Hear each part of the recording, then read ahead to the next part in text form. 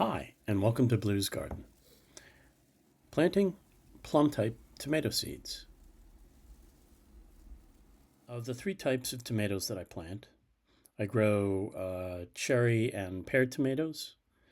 I grow plum or sauce-type tomatoes. And the last is the beefsteak slicer larger tomatoes. Now, today is all about the plum type and saucing tomatoes. These have typically more flesh, less juice, um, and they are perfect because of that for making sauces and salsa and whatnot. I freeze these. Typically, when I harvest them, I freeze them. I dice them up, freeze them until I get enough to make a batch, and then I'll do 3, 4, 5 gallons of sauce at a time when I make them. Freeze the sauces in different gallon bags. And from October, that'll last me through December, sometimes end of January. This year I got through about half, 3/4 of January of the sauce that I made. So my goal is to grow enough to get me to the next tomato growing season. Haven't hit it yet, but there's always hope that this is the year.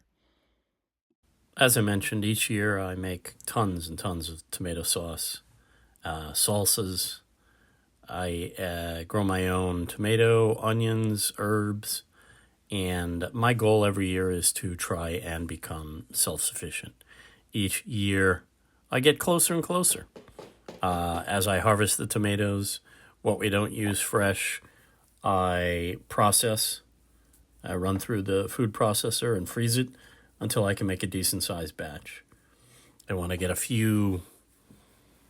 enough to make a couple of gallons at a time, I go to it. So I start all the ways the same, all my seeds. I sift my seed starter. I fill all my cells. This is starting with my Roma tomato with the sifted seed starter. And my goal usually is a couple of seeds per cell, 2. That gives me at least one viable one per cell. Sometimes 2. I can pick which one's healthier and do it. And then I cover with about a 1/4 inch of some seeds starter. And obviously label everything. After germination, you start to see some nice growth. And then after a couple of true leaves, 2 sets of true leaves or so, I will then begin to pot up. I will be taking these guys and putting them into larger 4-inch pots.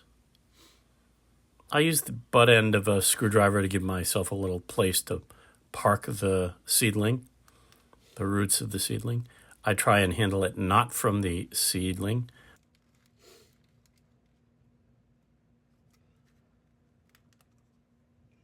In this case, I've got a double pair. And so I carefully tease them apart and get these seedlings into their little homes. Excuse the glaring dome there in the way. And then I like to pack in the seed starter around. And out of this batch, so far, I've got 4 seedlings that I will pot up for starters. And again, pack the seed starter around the side.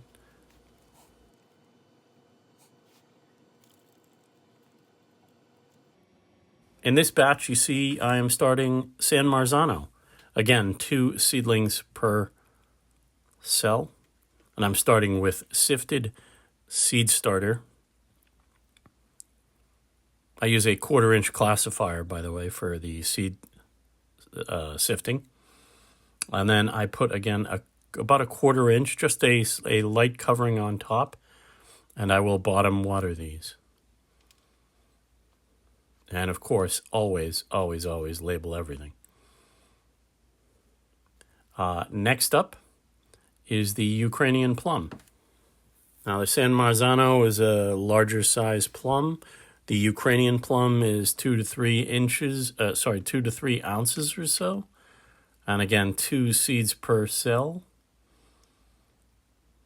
Again, about a 1/4 inch on top. for the tomato seeds. Again, labeling everything.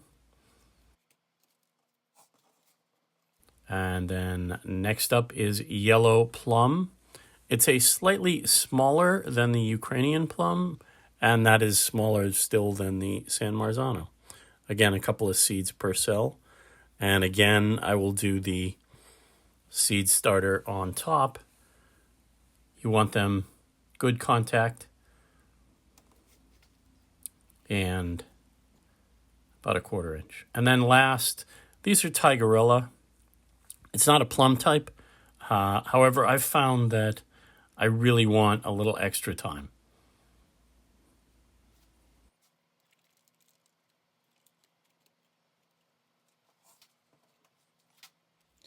Now that last one, the Tigerella, not a true plum type.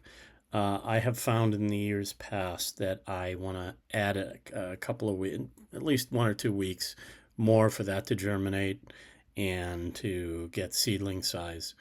So I planted at the same time as the plum type just to give it those extra couple of weeks rather than with the regular slicer beefsteak type.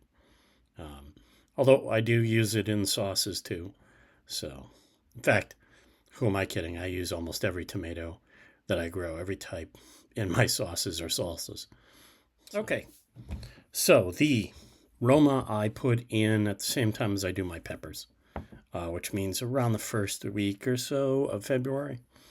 And then the rest of the plum, San Marzano, Ukrainian plum, yellow pear, and Tigerella, they go in around the third week-ish of February, sometimes the last of February. Um, that just gives it an extra couple of weeks of growth before I can get them in. And part of that is I'm hurrying them along so I can start harvesting them just a little bit early because I want that sauce. We go through a lot of salsa and sauces each week in my family. So that's one of the big reasons for starting them 8 to 10 weeks early before my average last frost, rather than most people say do your tomatoes 6 to 8 weeks. And my slicers and beefsteaks, they are about 8 weeks or so before my last frost, average last frost. So thanks for joining. Tomatoes are the one fruit, vegetable that I grow the most of, and that's because I can it the most and use it fresh. Um, and I cheat a little. I don't recommend everybody to do this, but I do plant them earlier than they should. I grow them fairly large in seedlings indoors, but I have a very sunny, big sunroom, and that helps me to let my plum type, cherry type get big seedlings before they go outside into the ground. Uh, I, again, don't recommend that everybody do that. The tried and true is 6 to 8 weeks before your last frost. I cheated it by a couple of weeks, and that's because I have a nice, warm, sunny location indoors that I can allow my seedlings to get very big, very big. So, thanks for joining me. Please like and share if you enjoyed this. If this helps you grow, that just helps me grow. Don't forget to like, share, and subscribe.